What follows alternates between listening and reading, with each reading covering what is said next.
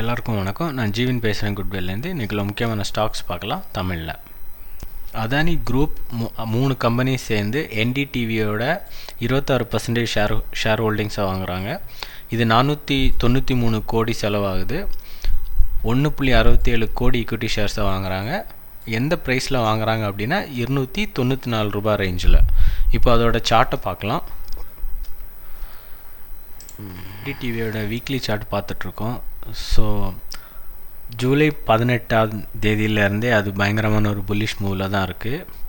RSI நல்ல ஒரு divergence கொடுத்து 50 and 100 EMA நல்லா சப்போர்ட்டில் இருக்குது. இப்போது R5 பக்கத்தில் ட்ரேட் ஆகிட்டுருக்கு. சேம் டெய்லி சார்ட் பார்த்தோம் அப்படின்னா R2 பக்கத்தில் ட்ரேட் ஆகிட்டுருக்கு. அதே மாதிரி 50 and 100 EMA நல்ல சப்போர்ட் கொடுத்துருக்கு. அதே டைவர்ஜென்ஸ் வந்து ஜூலை பார்த்துருக்கோம். இப்போ நல்ல ஒரு ட்ரெண்டிங்கில் இருக்குது 388 ரேஞ்சஸில். ஸோ பிவட் பாயிண்ட் அப்படின்னு பார்த்தோன்னா 245 அந்த ரேஞ்சில் இருக்குது. அண்ட் R1 வந்து 318 இருக்குது. ஸோ நெக்ஸ்ட்டு சப்போர்ட் ஜோன் அப்படின்னு பார்த்தோன்னா R1 அந்த ரேஞ்சில் தான் வரும். அண்ட் நல்லா அப்பர்ட் பொட்டன்ஷியலில் இருக்கிறதுனால ஸோ இன்னும் புல்லிஷ் மூவ் வந்து நம்ம எதிர்பார்க்கலாம். NTPC வந்து இன்னும் 2000 கோடி வந்து நான் கன்வெர்ட்டபிள் டிபெஞ்சர் மூலமாக ரைஸ் பண்ணுறாங்க. ஸோ இது என்னென்னா ஆக்சுவலாக ஒரு பாண்டு மாதிரி. ஸோ ஆகஸ்ட் 25ஆம் தேதி 2022 இஷ்யூ பண்ணுவோம் அப்படின்னு சொல்லியிருக்காங்க. இது வந்து 10 வருஷம் பாண்டு. 7.44% இன்ட்ரெஸ்ட்டில் வந்து இந்த பாண்ட் இருக்கும். ஸோ 10 வருஷம் மெச்சூரிட்டி முடிஞ்சதும் உங்களுக்கு வந்து பெர் இயர் 7.44 ரிட்டர்னோட உங்களுக்கு திரும்ப கிடைக்கும்.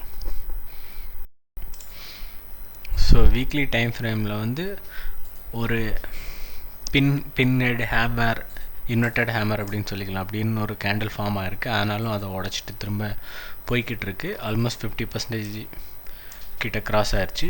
அதே டைமில் R1 வந்து அதே இடத்துல சப்போர்ட் கொடுத்துருக்கு 154.95 ரேஞ்சில்.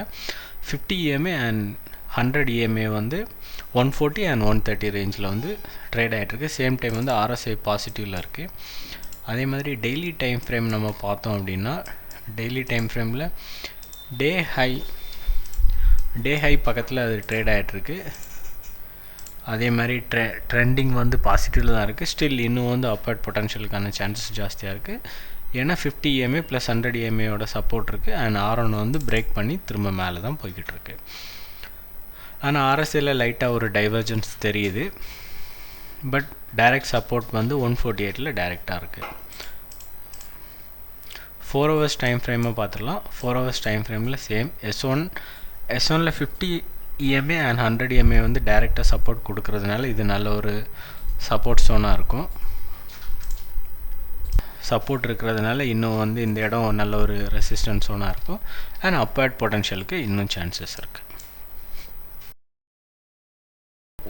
டாடா மோட்டார்ஸ் ஒரு பவர் பர்ச்சேஸ் அக்ரிமெண்ட் பண்ணியிருக்காங்க 7.25 மெகாவாட் பவருக்கு.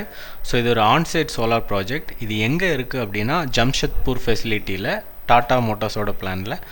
ஸோ அவங்க ஆல்ரெடி ஒரு 7 மெகாவாட் வச்சுருக்காங்க. அது கூட சேர்த்து இப்போ மொத்தம் 14 மெகாவாட் ப்ராஜெக்ட் வந்து அவங்க கையில் இருக்குது. இது மூலம் அவங்க வந்து ரினியூவபிள் எனர்ஜியில் இன்னும் நல்ல இன்ட்ரெஸ்ட்டாக பண்ணிக்கிட்டு இருக்காங்க. இதோட சார்ட் எப்படி இருக்குன்னு பார்ப்போம். ஸோ டாடா மோட்டார்ஸோட வீக்லி சார்ட் நம்ம இப்போ பார்த்துட்ருக்கோம். ஸோ அதோட ரெசிஸ்டன்ஸ் ஏரியா எங்கே இருக்குன்னா அரௌண்ட் 500லேருந்து 533 நல்ல ஒரு ரெசிஸ்டன்ஸ் ஏரியா இருக்குது. அது பக்கத்தில் இப்போ ரீசெண்டாக ஒரு ஹேமர் ஃபார்மாக இருக்குது வீக்லி சார்ட்டில்.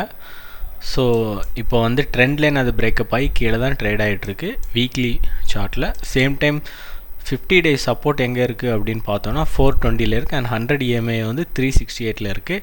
பிவோட் வந்து 401 இருக்குது. சேம் டைம் நம்ம டெய்லி டைம் ஃப்ரேமில் பார்த்தோம் அப்படின்னா இப்போ அது ஒரு புல் பேக் கொடுத்துருக்கு. ஏன்னா கரெக்டாக 50 and 100 EMA ப்ளஸ் பிவோட்டோட ரேஞ்ச் சப்போர்ட்டில் வந்து அது நல்ல ஒரு சப்போர்ட் எடுத்து தான் திரும்ப ரிவர்ஸ் ஆகிருக்கு. அண்ட் RSI வந்து ஒரு டைவர்ஜென்ஸ் கொடுத்துருக்கு. அந்த டைவர்ஜென்ஸை ரெஸ்பெக்ட் பண்ணி கீழே ட்ராப் ஆகிருக்கு. இப்போது நெக்ஸ்ட் மூவ் அது கொடுத்துக்கிட்டு இருக்கு. 4 hours டைம் ஃப்ரேம் பார்க்கலாம். 4 hours டைம் ஃப்ரேம்லேயே வந்து S1 and 500 EMA 100 EMA S1 and S2 அந்த ரேஞ்சுக்குள்ளாடி ட்ரேட் ஆகிட்டு இருந்துச்சு லாஸ்ட் 1 டேவா. ஸோ இன்றைக்கி வந்து அதை பிரேக்கப் பண்ணி அப்பர்ட் மொமெண்டம் கொடுத்துருக்கு. சேம் பியரிஷ் வந்து 4 hours RSI காமிச்சிருக்கு. அண்ட் அது பிரேக் அவுட் பண்ணி திரும்ப ரெஸ்பெக்ட் பண்ணிட்டு திரும்ப மேலே போயிட்டுருக்கு. ஸோ 4 hours டைம் ஃப்ரேமில் ஒரு வெட்ஜ் டைப் பேட்டர்ன் ஃபார்ம் ஆகிருக்கு. And S1 and S2 range plus 500 EMA and 100 EMA அந்த ரேஞ்சில் வந்து அது ட்ரேட் ஆகிட்டுருக்கு. இப்போ தான் அது பிரேக் அவுட் கொடுத்துருக்கு. ஸோ இன்னும் டீட்டெயிலாக 1 hour நம்ம போனோம் அப்படின்னா S1 வந்து பிரேக் அவுட் கொடுத்து 100 அண்ட் 50 EMAயோட சப்போர்ட் பக்கத்தில் தான் ட்ரேட் ஆகிட்டுருக்கு. ஸோ இதை கேர்ஃபுல்லாக ட்ரேட் பண்ணுங்கள்.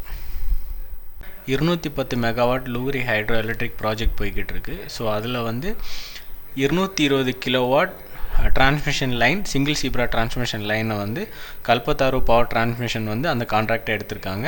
இதை வந்து SJVN அனௌன்ஸ் பண்ணியிருக்காங்க. அவங்களோட சேர்மன் ஸ்டேட்மெண்ட்டில் வந்து சொல்லியிருக்காரு.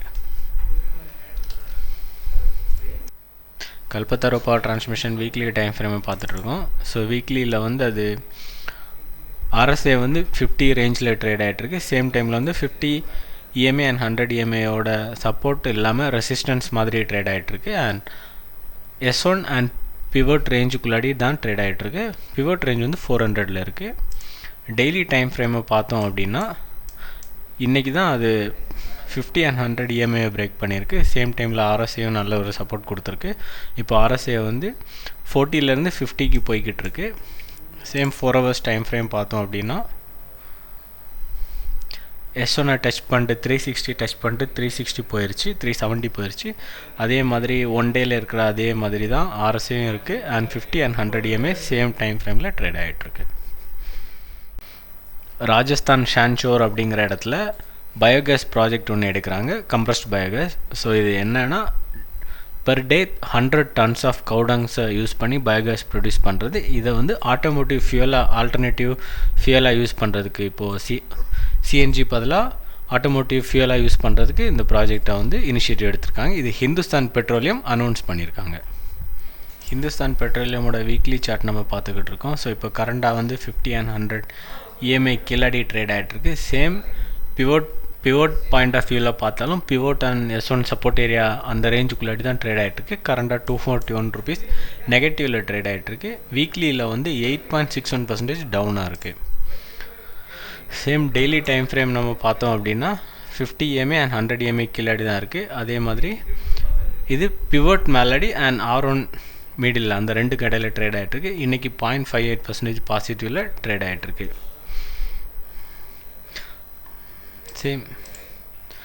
சேம் 4 hours பார்த்தாலும் S1 அண்ட் S2 அந்த ரேஞ்சுக்குள்ளாடி ட்ரேட் ஆகிட்டுருக்கு. இப்போ கரண்டாக ஒரு ஹேமர் டைப் பின்பார் டைப்பில் வந்து ஒரு கேண்டில் ஒன்று ஃபார்ம் ஆகிக்கிட்டு இருக்கு. Same 50 and 100 EMA Killadi trade ஆகிட்டுருக்கு. சப்போர்ட் லெவல் அப்படின்னு டைரக்ட் சப்போர்ட் அப்படின்னு பார்த்தோன்னா 238.3 அந்த ரேஞ்சில் இருக்குது.